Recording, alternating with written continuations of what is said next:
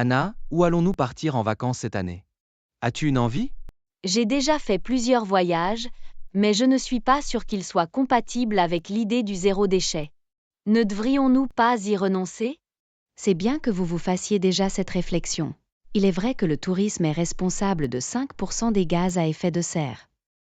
Pourtant, que ce soit au quotidien, pendant les loisirs ou les vacances, vous ne devez renoncer à rien, juste mettre en place de nouvelles habitudes.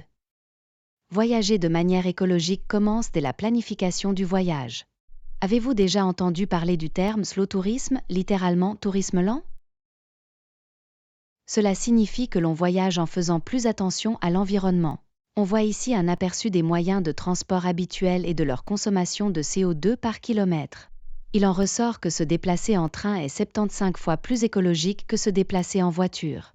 Cela est lié au taux de remplissage, puisqu'une voiture n'est occupée en moyenne que par 1,5 personnes. Vous voyez donc que le choix du moyen de transport fait déjà une grande différence. Je n'en avais pas encore conscience. Y a-t-il d'autres points auxquels nous devrions faire attention lors de la planification? Ces autres critères peuvent aider à planifier un voyage plus respectueux de l'environnement, comme par exemple le choix de la destination. Est-ce qu'on veut vraiment y aller ou est-ce qu'on a été influencé par les médias sociaux, les amis ou la famille? Choix de l'hébergement. Existe-t-il des hébergements durables? Choix des excursions. L'excursion proposée n'est-elle pas un piège à touristes? Comme les excursions de masse pour voir des animaux sauvages en captivité ou celles qui incitent les touristes à acheter des choses inutiles dans les magasins. Et à quoi reconnaît-on qu'un hébergement est durable? C'est une bonne question. Quel que soit le type d'hébergement que vous choisissez, vérifiez d'abord ce que le prestataire fait pour contribuer à la durabilité de votre séjour. Vous pouvez veiller à la présence de panneaux solaires, au changement de linge uniquement sur demande, à la présence d'un collecteur d'eau, d'une piscine naturelle, d'une bonne connexion au transport public et à des repas produits localement. Et à quoi peut-on faire attention en faisant ses bagages? Voyager confortablement, c'est voyager léger. Cela évite de porter une grosse valise et permet d'être flexible quant aux moyens de transport. Quelques éléments doivent faire partie d'un kit de voyage zéro déchet.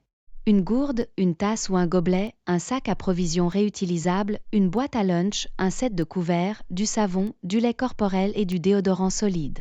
Le matériel spécifique peut être emprunté, loué ou acheté d'occasion. Et à quoi peut-on faire attention pendant le voyage? Sur le lieu de vacances, il est recommandé de conserver les bonnes habitudes prises à la maison, par exemple, faire ses courses sans emballage. L'application Bulk Finder indique les bonnes adresses dans le monde entier. Faire le plein d'eau potable, informe-toi sur le nom de l'application locale pour trouver les points d'eau. Enregistrer les billets et les plans de voyage sous forme numérique. Privilégier les restaurants proposant des plats locaux et de saison. Évitez autant que possible de ramener des souvenirs et des cadeaux ou alors veillez à ce que leurs product. Trop cool, pas besoin de renoncer à nos vacances. Tu trouveras encore plus d'informations sur ce sujet dans notre guide. Nous vous souhaitons beaucoup de plaisir dans la mise en pratique.